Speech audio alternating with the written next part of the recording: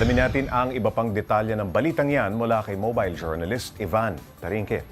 Ivan, linawin lang natin, meron bang permit, no? Permit to mine para dito sa mga taga-Surigao? Tama ka dyan, Pops J. Oo. No? Lalo na sa pagmimina. No? Lahat Oo. talaga, bago mag-operate yung minahan, kailangan may permit Yes. muna yung Oo. mga kahit small scale yan. Kahit backyard eh. Kahit backyard, Oo. kahit commercial, kahit panning. Oo. Actually, Pops J, yung kanilang ginagawa, Pops J, ay panning. No? Okay. Gold panning yung Okay. tawag sa kanilang ginagawa. So lahat yan dapat may permit dahil unang-una titignan niya ng Mines and Geosciences DNR. Bureau Oo. at ng DNR. Oo. No? I-scope nila kung okay ba tong lugar na to, i-check nila kung ang lugar na ito ay pwedeng pagminahan, no, Pops J. So, yung mga ganung klaseng bagay, Pops J, no, kailangan talaga ay merong permit, no, dahil unang-una pagmimina ito. Oo. Oo. No, and yun nga, isa pa sa tinitingnan nila ay kung makaka-apekto ba ito dun sa So kalikasan. may permiso nga sila mula sa EMB, no? Yes, Pops J. Meron din kasing tinatawag na minahang pangbayan, minahang Pangbayan. bayan. Minahang pangmasa, tama ba yung Oo, term oo. ko?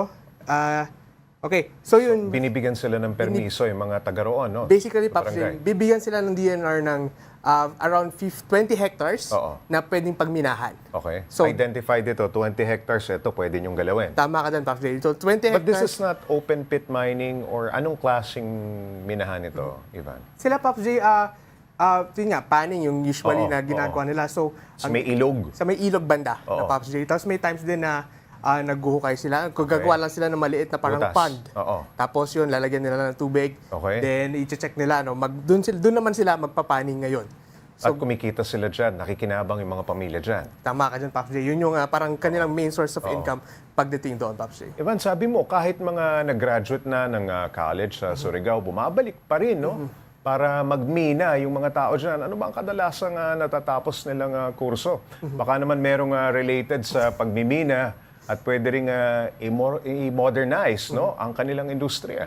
Actually, Pops J, karamihan sa kanila ay yung graduate ng business management. Oh, pwedeng pakinabangan yun. Pwedeng pakinabangan, no, Pops J. Pero yun nga, no, ang kinukwento kasi sa atin ni Sir Clyde, isa siya doon sa nagmaminero doon sa kanilang lugar. Na nakapagtapos. Na nakapagtapos, Oo, oo. eh kahit daw nakapagtapos sila at pag pumasok sila doon sa mga regular jobs no sa lugar nila, eh mas malaki pa rin daw kinikita Sa sa paning. pagmimina. Tama ka dyan, Pops. No? Ang usually kasi binigyan tayo ng range, sabi niya parang 350 to 700 pesos lang yung kinikita per day pag doon sa mga regular jobs. Kapag nag-gold panning, Pag nag-gold panning, Pops J, nasa 500 to 1,500 may per jackpot day. pati yan, no? Ayun nga, Pops J. Pag nakakuha pa sila ng malaking nugget, no, Pops J, yun daw talagang papalo yung kanilang pagkita, Pops J. Okay, kaso Ivan, may hangganan ang reserba ng mga precious metals gaya ng ginto, ng kanilang minimina. Napatansya ba nila kung mga ilang taon pang mabubuhay ang taga-Surigao sa pagmimina dito? Sa ngayon, Pops J, no, wala pa lang sa idea kung hanggang kailan pa or gaano pa karami yung reserve Oo. nung ginto doon. No? So, yun nga yung challenge sa kanila. No? Paano nila i-manage? Siyempre, dapat sustainable yan. Tama ka dyan, Pops J. Pero kinuwento naman nila, Pops J, no, pagkatapos nila magmina, binabalik naman daw nila yung mga butas na kanilang nahukay. Okay. No? At binabalik nila dahil, yun nga, nagiging pataba pa rin itong mga lupang ito doon sa mga... Tatamnan pa. Tama ka dyan, Pops J, no? So, yun yung mga nagiging process nila para kahit papano ay naibabalik nila or naibabalik nila yung mga itong mga paggagamit nila sa pagmimina, Pops J. Correct. Maraming salamat, Mobile Journal, Ivan Tarinque.